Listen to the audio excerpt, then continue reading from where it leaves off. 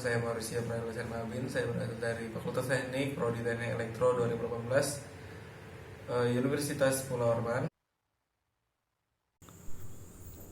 Kode etik akademik karena sudah saya lampirkan di awal. Jadi kita langsung saja ke nomor 1. Sebuah mesin dikatakan cerdas dalam tanda kurung kecerdasan buatan kalau memiliki dua hal berikut, yaitu 1.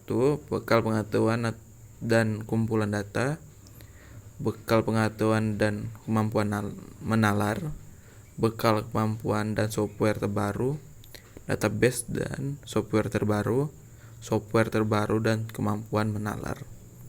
Jadi di sini saya akan memilih jawaban yang kedua, yaitu bekal pengetahuan dan kemampuan menalar.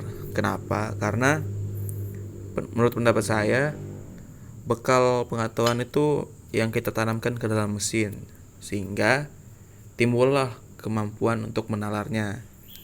Karena sudah diberi bekal pengetahuan, jadi yang kita inginkan agar mesin ini menjadi cerdas, yaitu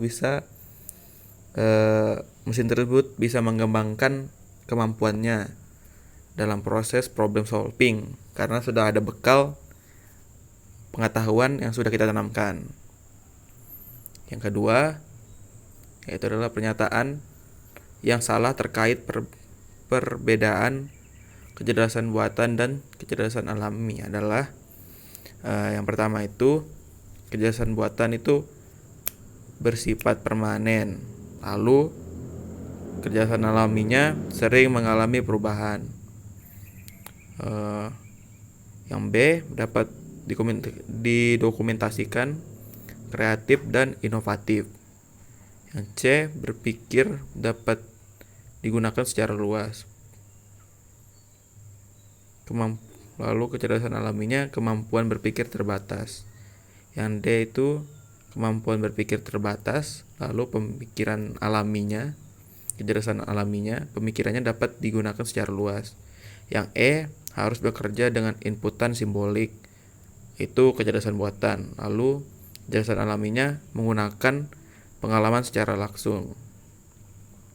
Jadi jawaban saya yang di nomor 2 ini, pernyataan yang salah menurut saya, yaitu adalah C, pemikiran yang dapat digunakan secara luas, lalu kecerdasan alaminya kemampuan berpikir terbatas. Menurut saya kecerdasan buatan itu pemikiran dapat digunakan secara luas itu tergantung dari inputan yang kita berikan. Jadi tergantung inputan. Jika kecerdasan alami itu kemampuan berpikir terbatas, menurut saya kemampuan berpikir manusia itu tidak bisa dibatasi, jadi tidak terbatas gitulah.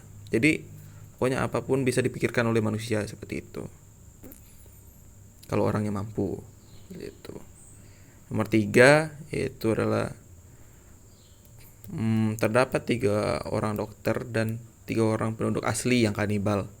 Kita harus menyeberangkan ke sisi sebelah sungai dengan menggunakan sebuah perahu. Perahu hanya boleh berisi penumpang maksimal 2 orang. Jumlah kanibal tidak boleh lebih banyak dari jumlah dokter di salah satu sisi.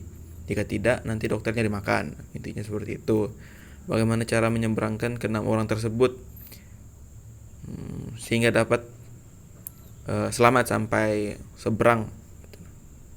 Lalu selesaikan dengan algoritma BFS dan DFS. Langsung saja nanti kita akan ke algoritmanya. Jadi ini adalah grafik DFS yang saya buat. Jadi bisa dilihat di situ. Seperti itu.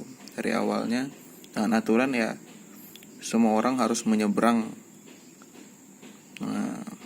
ke seberang, dan tidak boleh kanibal yang lebih banyak daripada dokter. Kita langsung saja ke grafik DFS-nya. Nah, lalu ini adalah grafik BFS yang sudah saya buat, sama juga rule-nya, menyeberangkan semua orang dari seberang, dan dengan aturan tidak boleh kanibal yang lebih banyak daripada dokternya.